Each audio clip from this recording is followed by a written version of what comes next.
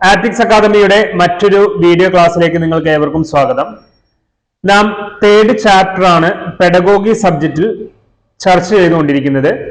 അതിൽ പ്രധാനപ്പെട്ട 3 ഏരിയകൾ നമ്മൾ ഡിസ്കസ് ചെയ്ത് കഴിഞ്ഞതാണ്. Approach of teaching the subjects, steps in planning a lesson, designing a lesson plan. ഈ 3 കാര്യങ്ങൾ ഡിസ്കസ് ചെയ്തതിൽ അടുത്തത് 4ാമതായിട്ട് നമുക്ക് നോക്കാനുള്ളതാണ് ഓർഗനൈസിങ് ടീച്ചിങ് എന്നുള്ളത്. നമ്മൾ കഴിഞ്ഞ ക്ലാസ്സിൽ 3 കാര്യങ്ങൾ ചർച്ച ചെയ്തതിൽ വളരെ ഇമ്പോർട്ടന്റ് ആയിട്ടുള്ള 3 കാര്യങ്ങൾ നമ്മൾ എടുത്തു പറയുന്നു. Approaches of teaching the subjects 6 നിർബന്ധമായിട്ട് നോക്കുക. അതേപോലെ തന്നെ ഹെർബാഷ്യൻ സ്റ്റെപ്സ് ഏതൊക്കെയാണെന്ന് പ്രത്യേകം നോട്ട് ചെയ്യുക. Preparation, presentation, association, generalisation and application. Then കഴിഞ്ഞ ക്ലാസ്സിലെ അവസാനത്തെ വളരെ ഇമ്പോർട്ടന്റ് ആയിട്ടുള്ള ഒരു ഏരിയ ആണ് പ്രിപ്പറേഷൻ ഓഫ് ലെസൺ പ്ലാൻ. അതിന്റെ സ്റ്റെപ്സ് അല്ലെങ്കിൽ അതിന്റെ മെത്തേഡ്സ് എന്നുള്ള രീതിയിൽ ചോദിച്ചു കഴിഞ്ഞാൽ നമുക്ക് എഴുതാൻ പറ്റുന്ന ടോപ്പിക്കാണ് ഏതെന്ന് പറയുന്നത് ഈ 7 പോയിന്റ്സ് എന്ന് പറയുന്നത്. അതിൽ ഒന്ന് മോട്ടിവേഷൻ ഓർ പ്രിപ്പറേഷൻ എന്ന് പറയുന്നത് അവരെ തയ്യാറാക്കുന്നത്, 2 പ്രസന്റേഷൻ തന്നെയാണ്, 3ാമത്തെ അസോസിയേഷൻ അല്ലെങ്കിൽ കമ്പയർ ചെയ്യുകയാണ്, 4ാമത്തെ ജനറലൈസേഷൻ, അപ്ലിക്കേഷൻ, റീക്യാപ്ചുലേഷൻ അഥവാ റിവ്യൂ എടുക്കുക അല്ലെങ്കിൽ റിവ്യൂ നടത്തുക എന്നുള്ളത്.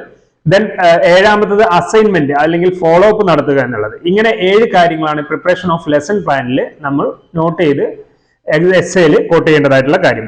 അടുത്ത് നമ്മൾ നോക്കുന്നതാണ് 3ാമത്തെ ഏരിയ ഓർഗനൈസിങ് ടീച്ചിങ് എന്നുള്ളത്.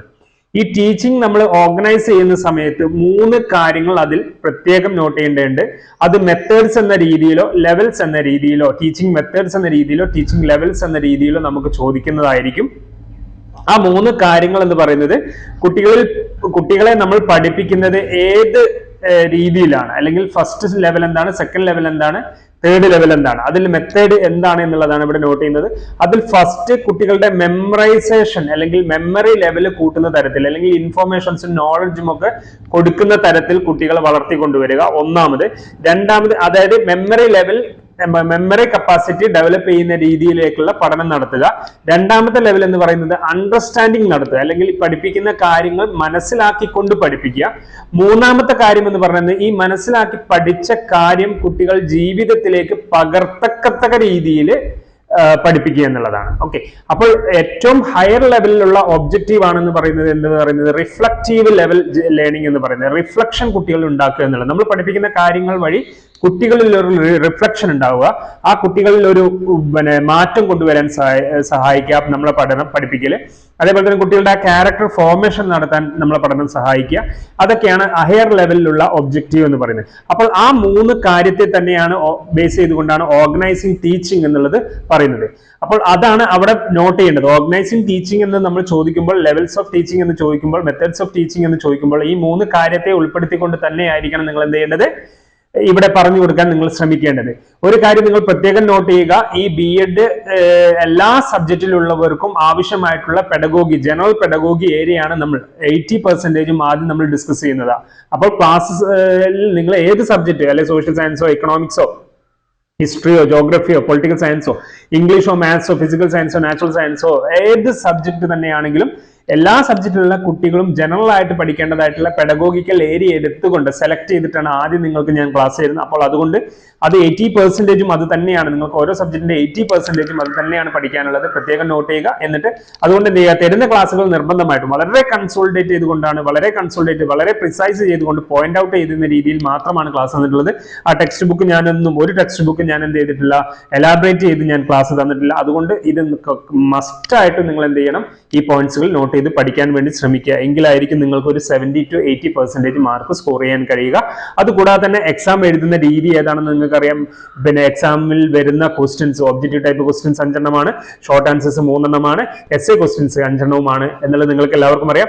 അപ്പോൾ എല്ലാ ക്വസ്റ്റ്യൻസിനും നിർബന്ധമായിട്ടും ആൻസർ ചെയ്യുക. 40 പേജ്, മാക്സിമം 40 പേജ് എല്ലാവരും എഴുതാൻ വേണ്ടി ശ്രമിക്കുക. ഏറ്റവും ചുരുങ്ങിയത് ഒരു 35 പേജെങ്കിലും നിങ്ങൾ എഴുതാൻ വേണ്ടി ശ്രമിക്കുക. അണ്ടർലൈനിങ്ങും പിന്നെ അതേപോലെ തന്നെ ക്രോഡീകരണവും അതല്ലെങ്കിൽ നമ്മുടെ പേജിന്റെ സെറ്റപ്പും ഒക്കെ കറക്റ്റായിട്ട് തന്നെ മെയിൻറ്റെയിൻ ചെയ്യാൻ കൂടി ശ്രമിക്കുക. സോ ഓർഗനൈസിങ് ടീച്ചിങ് എന്നുള്ളതിൽ 3 കാര്യങ്ങൾ, 3 ലെവലുകളെ കുറിച്ചാണ് നമ്മൾ ഇതിൽ ഡിസ്കസ് ചെയ്യുന്നത്. ഒന്നാമത് എന്താണ്, മെമ്മറി ലെവൽ, രണ്ടാമത്തെ എന്താണ് അണ്ടർസ്റ്റാൻഡിങ്, മൂന്നാമത്തെ reflective. So organising teaching introduction നിങ്ങൾ കോട്ട് ചെയ്യേണ്ട പോയിന്റ്സുകൾ ഞാൻ ഇവിടെ തരുന്നുണ്ട്. ഇതിന്റെ PDF കൂടി ഞാൻ നിങ്ങൾക്ക് അയച്ചുതരാം. ഇത് പിന്നെ എല്ലാം ഒന്നും എക്സ്പ്ലെയിൻ ചെയ്യേണ്ട ആവശ്യമില്ല, വായിച്ചാൽ മനസ്സിലാകുന്ന പല കാര്യങ്ങളുണ്ട്. Organising of teaching learning is the framework on which effective teaching is based. എന്തൊക്കെ കാര്യങ്ങൾ എഫക്റ്റീവ് ടീച്ചിങ് ആവാൻ വേണ്ടിയിട്ട് എന്തൊക്കെ കാര്യങ്ങൾ? Careful and thoughtful planning allows instructional time to be maximised, standard to be addressed. Standard എന്ന് പറഞ്ഞു കഴിഞ്ഞാൽ ഇവിടെ ഉദ്ദേശിക്കുന്ന സ്റ്റാൻഡേർഡ് ടു ബി അഡ്രസ് എന്ന് പറഞ്ഞു കഴിഞ്ഞാൽ ഏത് സ്റ്റാൻഡേർഡുകൾ യൂസ് ചെയ്തുകൊണ്ടാണ്, അല്ലെ യൂണിവേഴ്സിറ്റി അല്ലെങ്കിൽ ഇന്ത്യയിലോ അല്ലെങ്കിൽ കേരളത്തിലോ ഫോളോ ചെയ്യുന്ന ചില സ്റ്റാൻഡേർഡുകൾ ഉണ്ട്, ചില ചില രീതികളുണ്ട്. അതിൽ ഏത് രീതിയാണ് അല്ലെങ്കിൽ ഏത് സ്റ്റാൻഡേർഡാണ്, അല്ലെങ്കിൽ സ്റ്റാൻഡേർഡ് എന്ന് പറഞ്ഞു കഴിഞ്ഞാൽ പിന്നെ എല്ലാവർക്കും ഉപയോഗപ്രദമാകുന്ന രീതിയിലേക്ക് കൺവേർട്ട് ചെയ്ത് വെച്ചിട്ടുള്ള ഒരു റൂൾസ് ബേസ്ഡുള്ള സാധനം അല്ലെങ്കിൽ നിയമപരമായിട്ടുള്ള ഒരു സംഭവം. സ്കൂളിലൊക്കെ നമ്മൾ പോകുമ്പോൾ ഒരു സ്റ്റാൻഡേർഡ് ബേസ്ഡ് ആയിരിക്കണം. അവരവരുടെ സ്കൂളിന് ഇഷ്ടത്തിനനുസരിച്ച് ചെയ്യാനൊന്നും പറ്റില്ല. കേരളത്തിലെ ഒരു എഡ്യൂക്കേഷൻ സിസ്റ്റത്തിൽ സ്റ്റാൻഡേർഡൈസ്ഡ് ആയിട്ടുള്ള ഒരു മാനർ ഉണ്ട്, സ്റ്റാൻഡേർഡൈസ്ഡ് ആയിട്ടുള്ള മാനർ. അതിനെയാണ് ഇവിടെ സ്റ്റാൻഡേർഡ് എന്നുള്ളതുകൊണ്ട് ഉദ്ദേശിച്ചത്. അപ്പോൾ സ്റ്റാൻഡേർഡൈസ്ഡ് ആയിട്ടുള്ള മാനർ ഏതാണ്? ആ standard to be addressed, prior knowledge to be activated, misconception to be controlled. നമ്മൾ പറയുന്ന കാര്യങ്ങളിൽ പലതും അങ്ങോട്ടും ഇങ്ങോട്ടും മാച്ച് ആവാത്ത രീതിയിലുള്ള കാര്യങ്ങളുണ്ടാവും. അതൊക്കെ നമ്മൾ പരമാവധി കൺട്രോൾ ചെയ്യാൻ വേണ്ടി ശ്രമിക്കുക. അപ്പോൾ ഞാനിവിടെ പറഞ്ഞതിൽ ചിലപ്പോൾ നിങ്ങൾ സ്റ്റാൻഡേർഡ് മിസ്കൺസെപ്ഷൻസ് സാധ്യത ഉണ്ട്, അതുകൊണ്ടാണ് ഞാൻ അത് എടുത്തു പറഞ്ഞിട്ടുള്ളത്. അപ്പോൾ എല്ലാ സ്കൂളിലും പൊതുവെ ഉപയോഗിക്കുന്ന ചില മെത്തേഡുകളുണ്ട്, ചില രീതികളുണ്ട്. അത് അംഗീകരിക്കപ്പെട്ട രീതിയാണ്, അതിനെയാണ് സ്റ്റാൻഡേർഡൈസ്ഡ് എന്ന് പറയുന്നത്. Okay, so the diverse characteristics and learning needs to be considered. അപ്പോൾ ഇത്രയും കാര്യങ്ങൾ എഫക്റ്റീവ് ആയിട്ടുള്ള ടീച്ചിങ് ഇംപ്ലിമെന്റ് ചെയ്യാൻ വേണ്ടിയിട്ട് ഒരു ഫ്രെയിം വർക്ക് പ്രിപ്പയർ ചെയ്യുമ്പോൾ ഇത്രയും കാര്യങ്ങൾ നിങ്ങൾ നിർബന്ധമായിട്ട് നോട്ട് ചെയ്യുക എന്നുള്ളതാണ് ഒരു ഇൻട്രൊഡക്ഷൻ പാർട്ടിൽ നിങ്ങൾക്ക് പറയുന്നത്. Organising of teaching learning is the framework on which effective teaching is based, careful and thoughtful planning allows instructional time to be maximized, standard to be addressed, prior knowledge to be activated, misconception to be controlled, and the diverse characteristics and learning needs to be considered. Effective teaching use different methods for teaching to be knowledge. Okay, in this topic ഇതിൽ നമ്മൾ discuss ചെയ്യാൻ പോകുന്ന methods four teaching എന്നുള്ളതാണ്. Three different methods of teaching എന്നുള്ളതാണ്, അല്ലെങ്കിൽ 3 different levels of teaching എന്നുള്ളതാണ് നമ്മൾ ഇതിൽ ഡിസ്കസ് ചെയ്യുന്നത്. അപ്പോൾ 3 ഡിഫറെന്റ് മെത്തേഡ്സ് ഓഫ് ടീച്ചിങ് എന്ന് ചോദിച്ചു കഴിഞ്ഞാലും 3 ലെവൽസ് ഓഫ് ടീച്ചിങ് എന്ന് ചോദിച്ചു കഴിഞ്ഞാലും നമുക്ക് എന്ത് ചെയ്യാൻ പറ്റും? ഈ 3 പറയാൻ പറ്റും. അപ്പോൾ ഫസ്റ്റ് വൺ പറയുന്നതാണ് memory level of teaching, second one understanding level of teaching, third one reflective level of teaching. അപ്പോൾ ഇതിൽ നിങ്ങൾ പ്രത്യേകം നോട്ട് ചെയ്യുക, ഹയർ ലെവലിലുള്ള ലെവൽ ഓഫ് ടീച്ചിങ് എന്ന് പറയുന്നത് റിഫ്ലക്റ്റീവ് ലെവലാണ്. നമ്മൾ പഠിപ്പിച്ച കാര്യങ്ങൾ കുട്ടികളിൽ ഒരു മാറ്റം കൊണ്ടുവരാൻ കഴിയണം, കുട്ടികൾ ക്യാരക്ടർ ഫോം ചെയ്യാൻ കഴിയണം. നമ്മൾ പഠിപ്പിച്ച കാര്യങ്ങൾ കുട്ടികൾക്ക് എവിടെയെങ്കിലും കൊണ്ട് അപ്ലൈ ചെയ്തിട്ട് അതിൽ നിന്നും പാഠങ്ങൾ ഉൾക്കൊള്ളാൻ കുട്ടികൾക്ക് കഴിയണം. അതാണ് ഹയർ ലെവൽ ഓഫ് ടീച്ചിങ് എന്ന് പറയുന്നത്. ഇതൊരു ലെവൽ കൂടിയാണ്. ഫസ്റ്റ് ലെവൽ മെമ്മറിയാണ്, സെക്കൻഡ് ലെവൽ അണ്ടർസ്റ്റാൻഡിംഗ് ആണ്, തേർഡ് ലെവൽ റിഫ്ലക്റ്റീവ് ആണ്. ഏറ്റവും ലോവർ ലെവൽ എന്ന് പറയുന്നതും മെമ്മറി ലെവലാണ്. ആ മെമ്മറി എല്ലാം നമ്മൾ മെയിൻ ആയിട്ട് കുട്ടികൾ കുറെ മെമ്മറി അല്ലെങ്കിൽ കുറെ ഇൻഫോർമേഷൻസ് കൊടുക്കുക എന്നുള്ളതിനേക്കാൾ ഉപരി കൊടുക്കുന്ന ഇൻഫോർമേഷൻസ് മനസ്സിലാക്കി കൊടുക്കുക എന്നുള്ളതും, അതേപോലെ തന്നെ ഇത് എന്തിനു വേണ്ടിയിട്ടാണ്, അത് എന്റെ ജീവിതത്തിൽ എന്ത് തരത്തിലുള്ള മാറ്റങ്ങളാണ് കൊണ്ടുവരാൻ കഴിയുക എന്നുള്ളതുമാണ് എന്ത് ചെയ്യേണ്ടത്, നമ്മൾ പഠിപ്പിക്കുന്നത് വഴി നടക്കേണ്ടത് എന്നുള്ളതാണ്. Okay, memory level of teaching. The objective of the memory level of teaching is just to be impart information or knowledge to the learners. അത് ഞാൻ നേരത്തെ പറഞ്ഞിട്ടുണ്ട്. Memory level of teaching Herbartian model പറയുന്ന പ്രകാരം എന്താണ് പറയുന്നത്? ജസ്റ്റ് എന്ത് ചെയ്യുന്നു, കുട്ടികൾക്ക് ഈ പകർന്നു നൽകുക എന്ത് information and knowledge to the learners. കുട്ടികൾക്ക് ഇൻഫോർമേഷനും നോളജും പകർന്നു നൽകുക, അത് മെമ്മറൈസ് ചെയ്യാൻ വേണ്ടി സഹായിക്കുക എന്ന് മാത്രമാണെന്ന് പറയും. ന്യൂമോണിക് തന്ത്രങ്ങളൊക്കെ ന്യൂമോണിക് മെത്തേഡ്സുകളൊക്കെ യൂസ് ചെയ്തുകൊണ്ട് എന്ത് ചെയ്യുന്നു, കുട്ടികൾ മെമ്മറൈസിങ് കപ്പാസിറ്റി ഡെവലപ്പ് ചെയ്യുക എന്നുള്ളതാണ്. എന്നിട്ട് എന്ത് ചെയ്യണം, അത് റീകൺഷൻ ചെയ്യാൻ കഴിയണം, റീപ്രൊഡ്യൂസ് ചെയ്യാൻ കഴിയണം, എന്നിട്ട് മറ്റു കാര്യങ്ങളിലേക്ക് ഉപയോഗിക്കാനും കൂടിയാണ്. അപ്പോൾ ഫസ്റ്റ് ലെവൽ എന്ന് പറയുന്നതാണ് എന്തെന്ന് പറയുന്നത്, ഇതെന്ന് പറയുന്നത്. അപ്പോൾ മെമ്മറി ലെവൽ ഓഫ് ടീച്ചിങ്ങിൽ 5 സ്റ്റെപ്പുകൾ ഇതിൽ യൂസ് ചെയ്യുന്നുണ്ട് ടീച്ചിങ് മെത്തേഡിൽ. അതിലൊന്ന് ഫസ്റ്റ് ഫോക്കസ് ചെയ്യാൻ ശ്രമിക്കണം, രണ്ടാമത് സിൻടാക്സ് എന്നുള്ളതാണ്, മൂന്നാമത്തെ സോഷ്യൽ സിസ്റ്റം എന്നുള്ളതാണ്, നാലാമത്തെ സപ്പോർട്ട് സിസ്റ്റം എന്നുള്ളതാണ്, അഞ്ചാമത്തെ ഇവാലുവേഷൻ സിസ്റ്റം എന്നാണ്. ഫോക്കസ് എന്താണ്, സോഷ്യൽ സിസ്റ്റം എന്താണ്, സപ്പോർട്ട് സിസ്റ്റം എന്താണ്, ഇവാലുവേഷൻ സിസ്റ്റം എന്താണ്, ഇതൊക്കെ നിങ്ങൾക്കറിയാം. സിൻടാക്സ് എന്ന് പറഞ്ഞാൽ ഒരു വാക്യത്തിന്റെ ഘടന എങ്ങനെ ക്രോഡീകരിക്കാം, ഒരു വാക്യ ഘടന എങ്ങനെ ഉണ്ടാക്കാം എന്നുള്ളതിനെ കുറിച്ചാണ് സിൻടാക്സിൽ മെൻഷൻ ചെയ്യുന്നത്. അപ്പോൾ ഈ 5 സ്റ്റെപ്പ് കൂടി മെമ്മറി ലെവലിൽ നിങ്ങൾ എഴുതാൻ വേണ്ടി ശ്രമിക്കുക. ഓർഗനൈസിംഗ് ടീച്ചിങ്ങുമായി ബന്ധപ്പെട്ട് 3 കാര്യങ്ങളും കൂടി ഉൾപ്പെടുത്തിക്കൊണ്ട് ആ മെമ്മറി ലെവലിൽ തന്നെ നമ്മൾ മെൻഷൻ ചെയ്യുകയാണെങ്കിൽ എഴുതേണ്ടതായിട്ടുള്ള കാര്യങ്ങളാണ് ഇവിടെ പ്രത്യേകം എടുത്ത് പറയുന്നത്. ഇൻട്രൊഡക്ഷൻ കറക്റ്റ് ആയിട്ട് വ്യക്തമായിട്ട് നിങ്ങൾ കൊടുക്കുക. അതിനുശേഷം പിന്നെ എന്താണ് മെമ്മറി ലെവൽ എന്നുള്ളത് കൊടുക്കുക. പിന്നെ ആ മെമ്മറി ലെവലിൽ തന്നെ 5 സ്റ്റെപ്സ് കൂടി കൊടുക്കുക. അതിനുശേഷം ഫീച്ചേഴ്സ് ഓഫ് മെമ്മറി ലെവലും അതേപോലെ തന്നെ റോൾസ് ഓഫ് എ ടീച്ചറും, റോൾ ഓഫ് ടീച്ചറും അതേപോലെ തന്നെ merits of memory level, demerits of memory level. അപ്പോൾ ഇത് മെമ്മറി ലെവൽ മാത്രം നിങ്ങൾ ചോദിച്ചു കഴിഞ്ഞാൽ ഈ പറഞ്ഞ കാര്യങ്ങളെല്ലാം കൊടുക്കുക. പിന്നെ ഇത് മൂന്നും കൂടി ചോദിച്ചാൽ മെമ്മറി ലെവൽ ചോദിച്ചു, അതേപോലെ തന്നെ പിന്നെ അണ്ടർസ്റ്റാൻഡിങ് ചോദിച്ചു, അതേപോലെ തന്നെ പിന്നെ റിഫ്ലക്റ്റീവും, ഇത് മൂന്നും ഒരുമിച്ചാണ്. അല്ലെങ്കിൽ ഓർഗനൈസിംഗ് ടീച്ചിങ് അല്ലെങ്കിൽ ലെവൽ ഓഫ് ടീച്ചിങ് അല്ലെങ്കിൽ മെത്തേഡ്സ് ഓഫ് ടീച്ചിങ് മാത്രമായിട്ടാണ് നിങ്ങളോട് ചോദിച്ചതെങ്കിൽ, മൊത്തമായിട്ടാണ് നിങ്ങളോട് ചോദിച്ചതെങ്കിൽ എന്ത് ചെയ്യണം? ഇത് മൂന്നും ചെയ്താൽ മതി. അതിൽ എന്ത് ചെയ്യേണ്ടിയില്ല, ഫീച്ചേഴ്സ് മാത്രം നിങ്ങൾ കൊടുത്താൽ മതി. റോൾ ഓഫ് ടീച്ചറും വേണമെങ്കിൽ കൊടുക്കാം, പിന്നെ ഈ സ്റ്റെപ്സും കൊടുക്കാം. ഓക്കെ, ഈ മെമ്മറി ലെവലിന്റെ സ്റ്റെപ്സും കൊടുക്കാം. പിന്നെ അതിനുശേഷം നമുക്ക് കൊടുക്കാനുള്ളത് അണ്ടർസ്റ്റാൻഡിംഗ് ലെവൽ ഓഫ് ടീച്ചിങ്. ഈ അണ്ടർസ്റ്റാൻഡിംഗ് ലെവൽ ഓഫ് ടീച്ചിങ്ങിൽ ഒരു കാര്യം മാത്രം നിങ്ങൾ നിർബന്ധമായിട്ടും കൊടുക്കുക. ഈ 3 കാര്യങ്ങൾ എടുത്ത് പറഞ്ഞിട്ട് അതിന്റെ ലെവൽ എന്താണ് മനസ്സിലാക്കി കൊടുക്കുക എന്നുള്ളതാണ് രണ്ടാമത്തെ ലെവലാണ് അണ്ടർസ്റ്റാൻഡിംഗ് ലെവൽ ഓഫ് ടീച്ചിങ് എന്ന് പറയുന്നത്. ഓക്കെ, ആദ്യം മെമ്മറി ലെവൽ ഓഫ് ടീച്ചിങ് കഴിഞ്ഞതിന് ശേഷം കുട്ടികൾക്ക് ഈ പഠിപ്പിക്കുന്ന കാര്യങ്ങൾ വ്യക്തമായി മനസ്സിലാക്കി കൊടുക്കത്തക്ക രീതിയിലുള്ള ലെവലാണ് എന്ന് പറയുന്നത് അണ്ടർസ്റ്റാൻഡിംഗ് ലെവൽ ഓഫ് ടീച്ചിങ് എന്ന് പറയുന്നത്.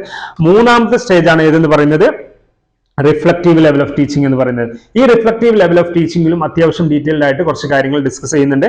എന്താണ് റിഫ്ലക്റ്റീവ് ലെവൽ ഓഫ് ടീച്ചിങ്? ഞാൻ നേരത്തെ പറഞ്ഞിട്ടുണ്ട്, കുട്ടികൾക്ക് പഠിപ്പിച്ച മനസ്സിലായ കാര്യങ്ങൾ പിന്നെ കുട്ടികളുടെ ജീവിതത്തിലേക്ക് പകർത്താൻ ഉതകുന്ന തരത്തിലുള്ള പഠനമാണെങ്കിൽ അതെന്താണ് റിഫ്ലക്റ്റീവ് ലെവൽ ഓഫ് ടീച്ചിങ് എന്ന് പറയുന്നത്. അപ്പോഴൊക്കെയാണ് എന്ത് ചെയ്യുന്നത്, അസോസിയേഷനും കമ്പാരിസണും ഒക്കെ അവിടെ വരുന്നത്. നമ്മുടെ ലൈഫിൽ അത് എത്രത്തോളം യൂസ്ഫുൾ ആണ്, എത്രത്തോളം യൂസ്ഫുൾ അല്ല എന്നതൊക്കെയാണ് നമ്മൾ അവിടെ പറഞ്ഞു കൊടുക്കേണ്ടത്. ഫിസിക്സ്, കെമിസ്ട്രി, പിന്നെ അതേപോലെ തന്നെ ബയോളജിക്കൽ സയൻസുകൾ ഏതൊക്കെ എവിടെയാണ് യൂസ് ചെയ്യാൻ കഴിയുന്നത്, മാത്സ് ഒക്കെ എവിടെ യൂസ് ചെയ്യാൻ കഴിയണം, പിന്നെ അതേപോലെ തന്നെ മറ്റ് ലാംഗ്വേജുകളൊക്കെ പഠിക്കുന്നുണ്ടെങ്കിൽ അതൊക്കെ എന്തിനു വേണ്ടിയിട്ടാണ്, എവിടെയൊക്കെ പോകുമ്പോഴാണ്, അതിൻ്റെയൊക്കെ ഇമ്പോർട്ടൻസ് എന്താണ്, നിങ്ങളുടെ ജീവിത വളർച്ചയിൽ എത്രത്തോളം അത് ഉപകാരപ്പെടും എന്നൊക്കെ രീതിയിലുള്ള കാര്യങ്ങളാണ്. അതുകൊണ്ടാണ് ടീച്ചിങ് സ്റ്റെപ്സിൽ സ്റ്റാർട്ടിങ്ങിൽ തന്നെ എന്ത് പറഞ്ഞിട്ടുള്ളത്, മോട്ടിവേഷൻ ആൻഡ് പ്രിപ്പറേഷൻ എന്ന് പറയുന്നത്. മോട്ടിവേഷൻ കൊടുക്കുകയും ആ കുട്ടികൾ അതിലേക്ക് തയ്യാറാക്കുകയും ചെയ്യുമ്പോൾ എന്ത് ചെയ്തു, ആ കുട്ടികൾ പിന്നെ പറഞ്ഞു കൊടുക്കുന്ന കാര്യങ്ങളെല്ലാം കുട്ടികൾ പെട്ടെന്ന് ഗ്രാസ്പ് ചെയ്യാൻ വേണ്ടി ശ്രമിക്കും എന്നുള്ളതാണ്. സോ റിഫ്ലക്റ്റീവ് ലെവൽ എന്ന് പറഞ്ഞു കഴിഞ്ഞാൽ ആ കുട്ടികൾക്ക് ജീവിതത്തിലേക്ക് പകർത്തക്ക രീതിയിലുള്ള പഠനം അവിടെ നടന്നിരിക്കണം. ഒന്ന്, it is the highest level of teaching. It is problem centric approach of teaching എന്നാണ്. റിഫ്ലക്റ്റീവ് ലെവൽ എന്ന് പറഞ്ഞാൽ problem centric approach of teaching എന്നാണ്. പ്രോബ്ലം കൊടുക്കുകയും അത് കുട്ടികൾ സ്വയമേ എടുത്ത് പഠിക്കുകയും ആ കുട്ടികൾ സ്വയമേ തന്നെ പ്രോബ്ലം സോൾവ് ചെയ്യുകയും സ്വയമേ തന്നെ പിന്നെ ഡിസ്കവർ ചെയ്യുകയും അത് അങ്ങനത്തെ കാര്യങ്ങളൊക്കെ ചെയ്യുകയാണ് ഏതിൽ നടക്കുന്നത്, ഈ റിഫ്ലക്റ്റീവ് ലെവൽ ഓഫ് ടീച്ചിങ്. അപ്പോൾ പ്രൊജക്ട് ബേസിലുള്ള കാര്യങ്ങൾ അല്ലെങ്കിൽ ആക്ടിവിറ്റി ബേസിലുള്ള കാര്യങ്ങൾ, പ്രോബ്ലം സെൻട്രിക് ആയിട്ടുള്ള കാര്യങ്ങൾ, ചൈൽഡ് സെന്റേർഡ് മെത്തേഡ്, ഇതൊക്കെ എന്തിൽ വരും, ഈ കാര്യങ്ങളിൽ വരും. So the students are assumed to be adopt some sort of research approach വളരെ നോട്ടാണ്, research approach to solve the problem, research approach to solve the problem, research approach to solve the problem എന്ന് പറയുന്നത് reflective level of teaching ആണ്. Class room environment is independent ആണ്. കുട്ടികൾക്ക് ഇഷ്ടത്തിനനുസരിച്ച് കുട്ടികളുടേതായിട്ടുള്ള താല്പര്യത്തിനനുസരിച്ച് കണ്ടെത്തി പഠിക്കുകയൊക്കെയാണ് ചെയ്യുന്നത്. The learner are self-motivated and active ആണ്. It leads to the development of creative skills ആണ്. The students can solve problems their lives by reasons, logic and imaginations and lead successful and apply lives എന്നുള്ളതാണ്. അവരുടെ ജീവിതത്തിലുള്ള ഇമാജിനേഷൻസും ആ കുട്ടികളുടെ ലോജിക്സും ആ കുട്ടികളുടെ പിന്നെ മറ്റു പ്രോബ്ലം സോൾവിങ് കപ്പാസിറ്റിയും എല്ലാം ഉപയോഗിച്ചുകൊണ്ടാണ് എന്ത് ചെയ്യുന്നത്, ആ കുട്ടികൾ ആ ഒരു പിന്നെ പ്രോബ്ലം സെൻട്രിക് അപ്രോച്ചിനെ മാനേജ് ചെയ്യുന്നതാണ്. അഥവാ സിമ്പിളാണ്, ഒന്ന് സ്കിൽസ് ഡെവലപ്പ് ചെയ്യാൻ സഹായിക്കുന്നുണ്ട്. ആ കുട്ടികൾ സെൽഫ് മോട്ടിവേറ്റഡ് ആയിരിക്കും, അതായത് കുട്ടികൾക്ക് ഇൻട്രസ്റ്റ് ഉള്ള കാര്യങ്ങളായിരിക്കും അതിലെടുക്കുക. അതുകൊണ്ട് തന്നെ അവർ സെൽഫ് മോട്ടിവേറ്റഡ് ആയിരിക്കും. മാത്രമല്ല പ്രോബ്ലം സെൻട്രിക് ആയിരിക്കും. അതേപോലെ തന്നെ കുട്ടികളുടെ ഇവാലുവേഷനും കുട്ടികളുടെ ആറ്റിറ്റ്യൂഡും അതേപോലെ തന്നെ കുട്ടികളുടെ വിശ്വാസവും കുട്ടികളുടെ ഇൻവോൾവ്മെന്റും ഒക്കെ ഇതിലുണ്ടാവും എന്നുള്ളതാണ്. മാത്രമല്ല അവരൊരു ഉദ്ദേശം വെച്ചിട്ട് തന്നെയായിരിക്കും ആ ആക്ടിവിറ്റി ചെയ്യുക. അവർക്കൊരു ലക്ഷ്യം വെച്ചുകൊണ്ട് തന്നെ ആയിരിക്കും ആ കുട്ടികൾ ആക്ടിവിറ്റി ചെയ്യുക. അതുകൊണ്ട് അവരുടെ പാർട്ടിസിപ്പേഷൻ വളരെ കൂടുതലായിരിക്കും, അവരുടെ ആക്റ്റീവ്നെസ്സും വളരെ കൂടുതലായിരിക്കും എന്നുള്ളതാണ് ഇത്തരത്തിലുള്ള ഒരു റിഫ്ലക്റ്റീവ് ലെവൽ ഓഫ് ടീച്ചിങ്ങിൽ വരുന്നത്. ഇത് നിങ്ങൾക്ക് ഫീച്ചേഴ്സ് ആയിട്ടും അതേപോലെ തന്നെ ഇതിന്റെ എക്സ്പ്ലനേഷൻ ആയിട്ടും അതേപോലെ തന്നെ ഇതിന്റെ ഡെഫിനിഷൻ ചോദിച്ചു കഴിഞ്ഞാൽ അതിനെ ബേസ് ചെയ്തുകൊണ്ടൊക്കെ നിങ്ങൾക്ക് എന്ത് ചെയ്യാൻ കഴിയും, ഇതിനെ നോട്ട് ചെയ്യാൻ പറ്റും. ഇനി ഈ റിഫ്ലക്റ്റീവ് ലെവൽ ഓഫ് ടീച്ചിങ്ങിൽ ബിഗ് ആൻഡ് ഹണ്ട് മോഡലിൽ പറയുന്ന ഒരു കാര്യം പറയുന്നത് എന്താണ്, ബിഗ് ആൻഡ് ഹണ്ട് മോഡലിൽ പറയുന്നത് ഇത് മെയിൻലി മെന്റൽ പ്രോസസ് ആണെന്നുള്ളതാണ്. നിങ്ങൾക്ക് ഡെവലപ്മെന്റൽ സൈക്കോളജി, എഡ്യൂക്കേഷണൽ സൈക്കോളജിയിൽ നിങ്ങൾക്ക് മെൻഷൻ ചെയ്തിട്ടുണ്ട് എന്താണ് മെന്റൽ പ്രോസസ്, എന്താണ് മെന്റൽ സ്റ്റേറ്റ്സ്, അല്ലെങ്കിൽ എന്താണ് കോഗ്നിറ്റീവ് പ്രോസസ് എന്താണ് കൊഗ്നിറ്റീവ് സ്ട്രക്ചർ എന്നൊക്കെ പറഞ്ഞിട്ട് കുറെ കാര്യങ്ങൾ അവിടെ നിങ്ങൾക്ക് മെൻഷൻ ചെയ്ത് തന്നിട്ടുണ്ടാവും. അപ്പോൾ അതിൽ ഇവിടെ എടുത്തു പറയാണ്, ആര് പറയുന്നതാണ്, ബിഗ് ആൻഡ് ഹണ്ട് മോഡൽ പറയുന്നതാണ്, reflective level of teaching Bigge and Hunt model പറയുന്നതാണ്. ഇത് മെയിൻലി യൂസ് ചെയ്യുന്ന ഹയർ മെന്റൽ പ്രോസസ്സുകളാണ്. ഈ ഒരു റിഫ്ലക്റ്റീവ് ലെവലിൽ മെയിൻലി യൂസ് ചെയ്യുന്ന ഹയർ മെന്റൽ പ്രോസസ്സുകളാണ്. ഹയർ മെന്റൽ പ്രോസസ്സുകൾ എന്ന് പറഞ്ഞു കഴിഞ്ഞാൽ reasoning, thinking, analysing concepts, imagination, ideas and thoughts, objectives, to develop insight in to solve problems, to develop rational and critical thinking, rational cause effect റിലേഷനെയാണ് rational, critical thinking, to develop the ability of independent thinking and decision making. ഈ കാര്യങ്ങളെല്ലാം എന്താണ്, mental പ്രോസസ്സുകളാണ്, mental പ്രോസസ്സുകളാണ്, mental ഫങ്ഷൻസുകളാണ്. Okay, William ബൂണ്ടും William James ഒക്കെ define ചെയ്തിട്ടുള്ള കാര്യങ്ങൾ പറയുന്നതാണ് മെന്റൽ പ്രോസസ്, മെന്റൽ ഫങ്ഷൻസ് എന്നൊക്കെ പറഞ്ഞിട്ട്. അപ്പോൾ ആ ഒരു കാര്യത്തെ ബേസ് ചെയ്തുകൊണ്ടാണ് ബിഗ് ആൻഡ് ഹണ്ട് മോഡലും റിഫ്ലക്റ്റീവ് പറയുന്നത്. It demands the use of higher mental process എന്ന് പറയുന്നത്. അതായത് ഇന്റലിജന്റ് ആയിട്ടുള്ള കുട്ടികൾക്കായിരിക്കും ഏറ്റവും ഈ ഇന്റലിജൻസ് ആയിരിക്കും കുട്ടികൾ ഡെവലപ്പ് ചെയ്യുക, കൊഗ്നിറ്റീവ് ഡെവലപ്മെന്റ് ആയിരിക്കും ഇതിൽ ഡെവലപ്പ് ചെയ്യുക. അതായത് ബ്ലൂംസ് ടാക്സോണമിയിലൊക്കെ പറയുന്നുണ്ട് 3 ലെവലുകൾ അല്ലെ. ഓക്കെ, 3 ലെവൽ എന്ന് പറഞ്ഞു കഴിഞ്ഞാൽ കൊഗ്നിറ്റീവ്, അതല്ലെങ്കിൽ അഫക്റ്റീവ്, അതേപോലെ തന്നെ സൈക്കോമോട്ടോർ ഡെവലപ്മെന്റ്. അതിൽ കൊഗ്നിറ്റീവ് ഡെവലപ്മെന്റ് ആയിരിക്കും ഏറ്റവും കൂടുതൽ ഫോക്കസ് ചെയ്യുക ഏതിലെന്ന് പറയുന്നത് റിഫ്ലക്റ്റീവ് ലെവൽ ഓഫ് ടീച്ചിങ്ങിൽ എന്ന് പറയുന്നത്. വളരെ വളരെ ഇമ്പോർട്ടന്റ് ആയിട്ടുള്ള ഒരു കാര്യമായതുകൊണ്ടാണ് ഇതിനെ ഇത്രയും ഞാൻ ഡീറ്റെയിൽ ആയിട്ട് പറഞ്ഞത്. ഇനി methods of used for reflective level of teaching. അപ്പൊ ഞാൻ പറഞ്ഞു, ഒരു റാഷണലി ആണ്, ഒരു റീസണബിളി ആണ്, അല്ലെങ്കിൽ ഒരു ലോജിക്കലി ആണ്, ഒരു സയന്റിഫിക്കലി ആണ് എന്ത് റിഫ്ലക്റ്റീവ് ലെവലിൽ ഡെവലപ്മെന്റ് നടക്കുന്നത്. അപ്പൊ അതുകൊണ്ട് തന്നെ അവിടെ ഉപയോഗിക്കുന്ന മെത്തേഡ്സുകളും അതിൻ്റെതായിട്ടുള്ള മാറ്റങ്ങൾ ഉണ്ടാവും. ഒന്ന് problem solving method, investigative method, heuristic method, experimental method, inquiry oriented method, analytic method. ഇങ്ങനെ ഒരു 6 മെത്തേഡുകൾ യൂസ് ചെയ്തുകൊണ്ടാണ് റിഫ്ലക്റ്റീവ് ലെവൽ ഓഫ് ടീച്ചിങ് നടത്തുന്നത് എന്നുള്ളതാണ്. ഈ ഹ്യൂറിസ്റ്റിക് മെത്തേഡ് എന്ന് പറഞ്ഞു കഴിഞ്ഞാൽ മറ്റൊന്നും തന്നെയല്ല, ഡിസ്കവർ ചെയ്തുകൊണ്ട് പഠിക്കുക എന്നുള്ളതാണ്. ഹിസ്റ്റോറിക്കൽ ആയിട്ടുള്ള ഭാഗവും സയൻസിന്റെ ഭാഗവും കൂടി ചേർത്ത് കൊണ്ട് പഠിക്കുന്നതിനാണ് ഹ്യൂറിസ്റ്റിക് മെത്തേഡ് എന്ന് പറയുന്നത്. പ്രോബ്ലം സോൾവിങ്ങും ഇൻവെസ്റ്റിഗേഷനും എക്സ്പെരിമെന്റലും ഇൻക്വയറിയും അനലിറ്റിക്കലും ഒക്കെ നിങ്ങൾക്ക് സുപരിചിതമായിട്ടുള്ള വേർഡുകളായിരിക്കും. ഹ്യൂറിസ്റ്റിക് എന്ന് പറഞ്ഞു കഴിഞ്ഞാൽ ഹിസ്റ്റോറിക്കൽ പാർട്ടും അതേപോലെ തന്നെ സയൻസിന്റെ പാർട്ടും കൂടി കൂട്ടിച്ചേർത്തുകൊണ്ട് കണ്ടെത്തി പഠിക്കുന്ന ഒരു മെത്തേഡിനെ തന്നെയാണ് എന്ന് പറയുന്നത് ഹ്യൂറിസ്റ്റിക് മെത്തേഡ് എന്ന് പറയുന്നത്. അപ്പോൾ method used for reflective level of teaching എന്നുള്ളതിൽ 6 മെത്തേഡുകൾ നോട്ട് ചെയ്യാൻ വേണ്ടി നിങ്ങൾ പ്രത്യേകം ശ്രമിക്കുക. അത് കൂടാതെ തന്നെ ഈ റിഫ്ലക്റ്റീവ് ലെവൽ മാത്രമാണ് ചോദിക്കുന്നതെങ്കിൽ മെറിറ്റ്സ് എഴുതാൻ ശ്രമിക്കണം, ഡിമെറിറ്റ്സും എഴുതാൻ ശ്രമിക്കണം. സോ നമ്മൾ ഇവിടെ പറഞ്ഞു വെച്ചിട്ടുള്ളത് ഒരൊറ്റ കാര്യമാണ്, 4th ഭാഗം മാത്രമാണ് ഓർഗനൈസിങ് ടീച്ചിങ് എന്നുള്ളത്. ഈ ഓർഗനൈസിങ് ടീച്ചിങ്ങിൽ 3 ലെവലുകളാണ് എടുത്ത് പറയുന്നത്, 3 മെത്തേഡുകളാണ് എടുത്ത് പറയുന്നത്. 1 memory level of teaching, 2 understanding level of teaching, 3 reflective level of teaching. ഇത് 3ഉം കൂടി ചോദിച്ചു കഴിഞ്ഞാൽ ഡിമെറിറ്റ്സും മെറിറ്റ്സും ഒന്നും എഴുതിയിട്ടില്ലെങ്കിൽ ഫീച്ചേഴ്സ് മാത്രം എഴുതിക്കൊണ്ടും അതിന്റെ മെത്തേഡുകൾ മാത്രം എഴുതിക്കൊണ്ടും പേജുകൾ കംപ്ലീറ്റ് ചെയ്യാൻ വേണ്ടി നിങ്ങൾ ശ്രമിക്കുക. അതല്ല ചോദിക്കുകയാണെങ്കിൽ മെമ്മറി ലെവൽ ഓഫ് ടീച്ചിങ് മാത്രം എന്താണെന്നും റിഫ്ലക്റ്റീവ് ലെവൽ ഓഫ് ടീച്ചിങ് മാത്രം എന്താണെന്നുള്ളതാണ് ചോദിക്കുക. പക്ഷെ അതിൽ 100% അല്ലെങ്കിൽ ഒരു 80-90% ചോദിക്കാൻ സാധ്യത റിഫ്ലക്റ്റീവ് ലെവൽ ഓഫ് ടീച്ചിങ് എന്നുള്ളത് എന്താണെന്നുള്ളതാണ്. അതല്ലെങ്കിൽ പിന്നെ നിങ്ങളോട് ചോദിക്കുക ഇത് 3ഉം കൂടി ചേർത്തുകൊണ്ടാണ്. ഒന്നെങ്കിൽ ഇത് 3ഉം കൂടി ചേർത്തുകൊണ്ട് ചോദിക്കും, അതല്ലെങ്കിൽ റിഫ്ലക്റ്റീവ് ലെവൽ ഓഫ് ടീച്ചിങ് മാത്രം എന്താണെന്നും ചോദിക്കും. അറ്റ് ലാസ്റ്റ് വളരെ കുറഞ്ഞ സാധ്യത എന്ന് പറയുന്നത് മെമ്മറി ലെവൽ ഓഫ് ടീച്ചിങ് എന്താണെന്നുള്ളത് അതിനെ മാത്രം ബേസ് ചെയ്തുകൊണ്ട് എസ് ചോദിക്കാൻ സാധ്യത. ഇനി അടുത്തായിട്ട് നമുക്ക് നോക്കാനുള്ളത് designing a unit plan. Unit പ്ലാനിന്റെ ഡിസൈൻ അത് വളരെ സിമ്പിൾ ആണ്, നിങ്ങൾക്ക് വേഗം മനസ്സിലാക്കി എടുക്കാവുന്നതാണ്. കൂടുതലായിട്ട് പറയേണ്ട കാര്യങ്ങളൊന്നും ഇതിൽ വരുന്നില്ല. പിന്നെ അതിനുശേഷം ലാസ്റ്റ് ആയിട്ട് വരുന്നതാണ് structure of a four fold lesson plan. പിന്നെ preparation of a model lesson plan. ഈ പ്രിപ്പറേഷൻ ഓഫ് മോഡൽ ലെസൺ പ്ലാനിൽ നിങ്ങൾ എന്ത് ചെയ്യണം, നിങ്ങളുടെ ടെക്സ്റ്റ് ബുക്കിൽ, അതായത് ടെക്സ്റ്റ് ബുക്കിന്റെ ലാസ്റ്റിൽ, ഈ ചാപ്റ്ററിന്റെ ലാസ്റ്റിൽ ഒരു 8-10 മോഡലുകൾ തരുന്നുണ്ട്. അതേ മോഡലുകളിൽ ഏതെങ്കിലും ഒന്ന് നിങ്ങൾ ചോദിച്ചാൽ ഒന്ന് എഴുതാൻ വേണ്ടി മനസ്സിലാക്കിയാൽ മതി. ചോദിക്കാൻ സാധ്യത കുറവാണ്, കാരണം ഈ 7ാമത്തെ കാര്യമാണ് 3rd സെമ്മിന്റെ റെക്കോർഡിൽ മുഴുവനായിട്ടും നിങ്ങൾ എഴുതുന്നുണ്ടാവുക. ഒരു 2 ലെസൺ പ്ലാൻ ഉണ്ട്, ലെവൽ 1ഉം ലെവൽ 2ഉം ലെസൺ പ്ലാൻ ഉണ്ട്. അപ്പൊ ലെവൽ 1ലും ലെവൽ 2ലും ഈ പ്രിപ്പറേഷൻ ഓഫ് മോഡൽ ലെസൺ പ്ലാനും ശരിക്ക് ലെസൺ പ്ലാൻ പ്രിപ്പയർ ചെയ്യണം എന്നുള്ളതാണ്. അപ്പോൾ അതൊരു 10-60ഓളം ടോട്ടൽ നിങ്ങൾ എഴുതുന്നുണ്ടാവും. അപ്പൊ എന്തായാലും നിങ്ങൾ ബൈ ഹാർട്ട് ചെയ്യും, എങ്കിലും നിങ്ങൾ അത് ഓർത്ത് വെക്കുക, മനസ്സിലാക്കി വെക്കുക, കണ്ടുവെക്കുക. ഓക്കെ, എക്സാമിന് അത് മോഡൽ ചോദിക്കാനൊക്കെ സാധ്യത കുറവാണ്, എങ്കിലും അത് നോട്ട് ചെയ്ത് വെക്കുക. നോട്ട് ചെയ്ത് വെച്ചാൽ നിങ്ങൾക്ക് ആ എക്സാമിന് യൂസ് ആവും, അടുത്ത സെമസ്റ്ററിൽ നിങ്ങൾക്ക് യൂസ് ആവും എന്നുള്ള അർത്ഥത്തിൽ അതിനെ നോട്ട് ചെയ്യുക. Then designing a unit lesson plan. Unit lesson plan എന്ന് പറഞ്ഞു കഴിഞ്ഞാൽ പ്രത്യേകിച്ച് ഒന്നും തന്നെയല്ല, യൂണിറ്റിനെ ഡിസൈൻ ചെയ്യുക എന്നുള്ളതാണ്. ഒരു യൂണിറ്റ് നമ്മൾ പഠിപ്പിക്കുമ്പോൾ എങ്ങനെയാണ് ഡിസൈൻ ചെയ്യുക, അതിൽ കണ്ടന്റ് നോട്ട് ചെയ്യണം, അതേപോലെ തന്നെ പിന്നെ പല പാർട്ടുകളാക്കി തിരിക്കണം, അതിൽ ഓരോ objective specific and general objective ഏതാണെന്ന് നോട്ട് ചെയ്യണം. ഇങ്ങനെ പല കാര്യങ്ങളാണ് ഏതിൽ പറയുന്നത്, യൂണിറ്റ് പ്ലാൻ പ്രിപ്പയർ ചെയ്യുമ്പോൾ ശ്രദ്ധിക്കേണ്ടതായിട്ടുള്ള കാര്യമായിട്ട് എടുത്ത് പറയുന്നത്. Characteristics of a good unit എന്ന് പറയുന്നത്, a unit should be meaningful segments of well organized subject matters. പല സെഗ്മെന്റുകളാക്കി ഓർഗനൈസ് ചെയ്തിട്ടുള്ള ഒരു കാര്യമാക്കി മാറ്റാൻ കഴിയണം. Instructional objectives should be clearly defined in the unit plan. എന്താണോ നമ്മൾ പഠിപ്പിക്കാൻ ഉദ്ദേശിക്കുന്ന കാര്യങ്ങൾ ക്ലിയർ ആയിട്ട് യൂണിറ്റ് പ്ലാനിൽ മെൻഷൻ ചെയ്യണം. It should give new experience and knowledge to the students. പുതിയ എക്സ്പീരിയൻസും അറിവും കൊടുക്കാൻ കഴിയണം. It should help the individual differences in learning.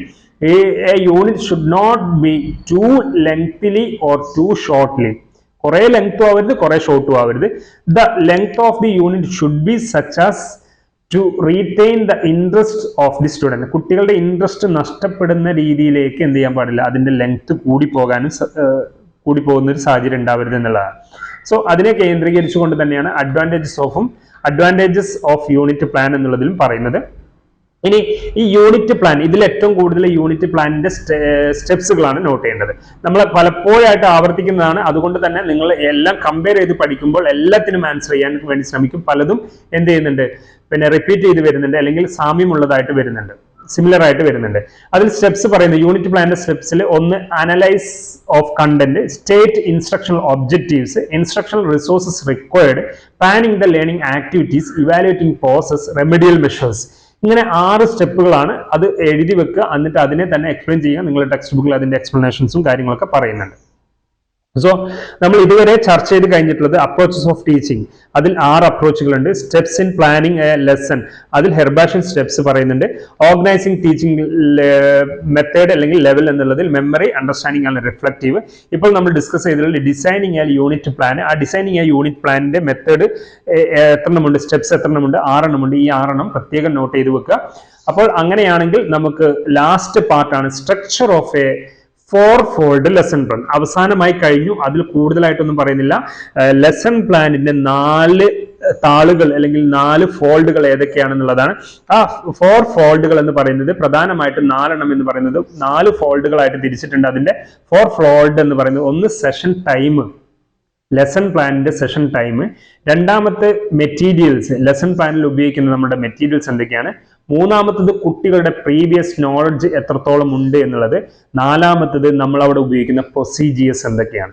ഇങ്ങനെ 4 ഫോൾഡുകളാക്കിയിട്ട് ലെസൺ പ്ലാൻ എഴുതുന്നതിലും ക്ലാസ് എടുക്കുന്നതിലും നമ്മൾ എന്ത് ചെയ്തിട്ടുണ്ട്, തരംതിരിച്ചിട്ടുണ്ട്. ലെസൺ പ്ലാൻ എന്ന് പറഞ്ഞാൽ നമ്മൾ ഒരു പേപ്പറിലേക്ക് ആക്കി മാറ്റുകയാണ്. ക്ലാസ്സിന് പോകുന്നതിന് മുമ്പേ ഒരു പേപ്പറിലേക്ക് ആക്കി മാറ്റുകയും അത് നമ്മൾ പ്രാക്ടീസ് ചെയ്യും. എന്നിട്ട് ഇതിന്റെ മെറ്റീരിയൽസും കാര്യങ്ങൾക്കുമായിട്ട് പോയിട്ട് നമ്മൾ എന്ത് ചെയ്യുന്നു, ക്ലാസ്സിൽ പോയി പ്രസന്റ് ചെയ്യുകയുമാണ് ചെയ്യുന്നത്. ഈ ലെസൺ പ്ലാനിലേക്ക് എത്തുന്നതിന് മുൻപേ നിങ്ങൾ ആദ്യമേ തന്നെ മൈക്രോ ടീച്ചിങ് വരുന്നുണ്ട്. അതിനുശേഷം ലിങ്ക് പ്രാക്ടീസ് നടത്തും. അതിനുശേഷമാണ് എന്ത് ചെയ്യുന്നത്, ലെസൺ പ്ലാൻ അല്ലെങ്കിൽ മാക്രോ ടീച്ചിങ്ങിലേക്ക് വരുന്നത്. മൈക്രോ ടീച്ചിങ് എന്ന് പറഞ്ഞാൽ ഒരു 5 മിനിറ്റ് നിങ്ങളെ പിയർ ഗ്രൂപ്പ്സിന്, നിങ്ങളെ സ്വന്തം ക്ലാസ്സിൽ പഠിക്കുന്ന കുട്ടികൾക്ക് എടുക്കുന്നതിനാണ്. ഏതെങ്കിലും ഒരു ടോപ്പിക്ക് ഫോക്കസ് ചെയ്തുകൊണ്ട് ചെയ്യുന്നതാണ്, അല്ലെങ്കിൽ ഏതെങ്കിലും ഒരു സ്കില്ല് ഡെവലപ്പ് ചെയ്യുന്ന രീതിയിൽ ചെയ്യുന്നതിനാണെന്ന് പറയുന്നത് മൈക്രോ ടീച്ചിങ് എന്ന് പറയുന്നത്. എന്നിട്ടോ ലിങ്ക് പ്രാക്ടീസ് എന്ന് പറഞ്ഞാൽ നമ്മൾ മൈക്രോ ടീച്ചിങ്ങിൽ ഓരോന്നെടുത്ത് നമ്മൾ പ്രാക്ടീസ് ചെയ്ത് തറവാക്കിയതിനു ശേഷം ഇവ എല്ലാം കൂടി കൂട്ടിച്ചേർത്തുകൊണ്ട് ഒരു 10-15 മിനിറ്റ് നിങ്ങളുടെ പിയർ ഗ്രൂപ്പ്സിന് തന്നെ കൊടുക്കുന്നതിനാണ് ലിങ്ക് പ്രാക്ടീസ് എന്ന് പറയുന്നത്. അപ്പോൾ ആ ലിങ്ക് പ്രാക്ടീസിൽ 2-ൽ കൂടുതൽ സ്കില്ലുകൾ നമ്മൾ കവർ ചെയ്യുന്നുണ്ടെങ്കിൽ, പഠിക്കുന്നുണ്ടെങ്കിൽ, മൈക്രോ ടീച്ചിങ്ങിൽ ഒരൊറ്റ സ്കില്ലിനെ നമ്മൾ ഫോക്കസ് ചെയ്യുന്നുള്ളൂ. അതേപോലെ തന്നെ മൈക്രോ ടീച്ചിങ്ങിൽ സ്കില്ലിന് മാത്രം ഫോക്കസ് ചെയ്യുമ്പോൾ ലിങ്ക് പ്രാക്ടീസിൽ സ്കില്ലും പ്രസന്റേഷനും ബോഡി യൂസേജും കാര്യങ്ങളൊക്കെ ഫോക്കസ് ചെയ്യുന്നുണ്ടെന്നുള്ളതാണ്. അപ്പോൾ ലാസ്റ്റ് ആണ് എന്തെന്ന് പറയുന്നത് മാക്രോ ടീച്ചിങ് എന്ന് പറയുന്നത്. നമ്മൾ റിയൽ ക്ലാസ് റൂമിൽ പോയിട്ട് 40 കുട്ടികൾക്കും 60 കുട്ടികൾക്കും ക്ലാസ് എടുക്കുന്നതിനെയാണ് എന്ന് പറയുന്നത് മാക്രോ ടീച്ചിങ് എന്ന് പറയുന്നത്. ആ മാക്രോ ടീച്ചിങ്ങിൽ യൂസ് ചെയ്യുന്ന പ്ലാനിനെയാണ് ലെസൺ പ്ലാൻ എന്ന് പറയുന്നത്. ക്ലിയർ ആണല്ലോ? അപ്പോൾ ആ ലെസൺ പ്ലാനിൽ വളരെ യൂസ് ചെയ്യുന്ന 4 ഫോൾഡ് സ്ട്രക്ചർ എന്നുള്ളതിൽ ഫസ്റ്റ് ഫോൾഡ് എന്ന് പറയുന്നത് സെഷൻ ടൈം ആണ്. രണ്ടാമത്തെ ഫോൾഡ് മെറ്റീരിയൽസ്, യൂസ് ചെയ്യുന്ന മെറ്റീരിയൽസ് ആണ്. മൂന്നാമത്തെ ഫോൾഡ് കുട്ടികളുടെ പ്രിയർ നോളജ് എത്രത്തോളം ഉണ്ടെന്ന് മനസ്സിലാക്കലാണ്. നാലാമതാണ് നമ്മൾ ഉപയോഗിക്കുന്ന പ്രൊസീജിയർ. ആ പ്രൊസീജിയർ നമ്മൾ ക്ലാസ് റൂമിൽ പോയിട്ട് നമ്മൾ പഠിപ്പിക്കുന്ന പ്രൊസീജിയർ ആണ് ഇവിടെ പറയുന്നത്. ഫസ്റ്റ് മോട്ടിവേറ്റ് ചെയ്യുക, രണ്ടാമത്തെ കുട്ടികളെ പ്രിപ്പയർ ചെയ്യിപ്പിക്കുക, നമ്മളെ പ്രിപ്പറേഷൻ, അതേപോലെ തന്നെ കുട്ടികളെ പ്രിപ്പയർ ചെയ്യിപ്പിക്കുക, തയ്യാറാക്കുക. മൂന്നാമത് പ്രസന്റേഷൻ നടത്തുക, നമ്മൾ പ്രസന്റ് ചെയ്യുക, എന്നിട്ട് അവരുടെ റിവ്യൂ എടുക്കുക. അതിനെയാണ് റീക്യാപിറ്റുലേഷൻ എന്ന് പറയുന്നത്. ദെൻ അടുത്തത് ഫോളോ അപ്പ് നടത്തുക, അല്ലെങ്കിൽ ഹോംവർക്കോ അസൈൻമെന്റുകളോ കാര്യങ്ങളോ കൊടുക്കുക. ഇത്രയുമാണ് ഫോൾഡിലെ നാലാമത്തെ ഫോൾഡിൽ വരുന്ന പ്രൊസീജിയറിൽ വരുന്ന 5 കാര്യങ്ങൾ. ഇത്രയും സ്ട്രക്ചർ ഓഫ് 4 ഫോൾഡ് എന്ന് പറയുന്നത് 4 ഫോൾഡും എഴുതണം. അതിൽ പ്രൊസീജിയേഴ്സിന് ഡീറ്റെയിൽഡ് ആയിട്ട് പറയുകയും ചെയ്യണം. ഈ 1, 2, 3 എന്താണെന്ന് ടെക്സ്റ്റ് ബുക്കിൽ പറയുന്നുണ്ട്, അത് തന്നെ നോട്ട് ചെയ്ത് പറഞ്ഞു കൊടുക്കാനും കഴിയണം. സോ അങ്ങനെയാണെങ്കിൽ നമ്മുടെ ഈ യൂണിറ്റ് കംപ്ലീറ്റ് ചെയ്യുകയാണ്. യൂണിറ്റിൽ ഡിസ്കസ് ചെയ്തിട്ടുള്ള പ്രധാനപ്പെട്ട 6 പോയിന്റുകൾ എന്ന് പറയുന്നത് approaches of teaching the subjects, രണ്ടാമത്തെ steps in planning a lesson, മൂന്നാമത്തെ ഡിസൈനിങ് എ ലെസൺ പ്ലാൻ, നാലാമത്തെ ഓർഗനൈസിങ് ടീച്ചിങ്, അഞ്ചാമത്തെ designing a unit plan, and last one structure of 4 fold lesson plan. So നിങ്ങൾക്ക് എല്ലാവർക്കും ഇതുവരെ എടുത്തിട്ടുള്ള ക്ലാസ്സുകൾ മനസ്സിലായിട്ടുണ്ടാവുമെന്ന് കരുതുന്നു. സോ എല്ലാവരും നന്നായിട്ട് തന്നെ പഠിക്കുക, എല്ലാവർക്കും നന്നായി പഠിക്കാൻ കഴിയട്ടെ എന്ന് ആശംസിക്കുന്നു. Thank you all the very best.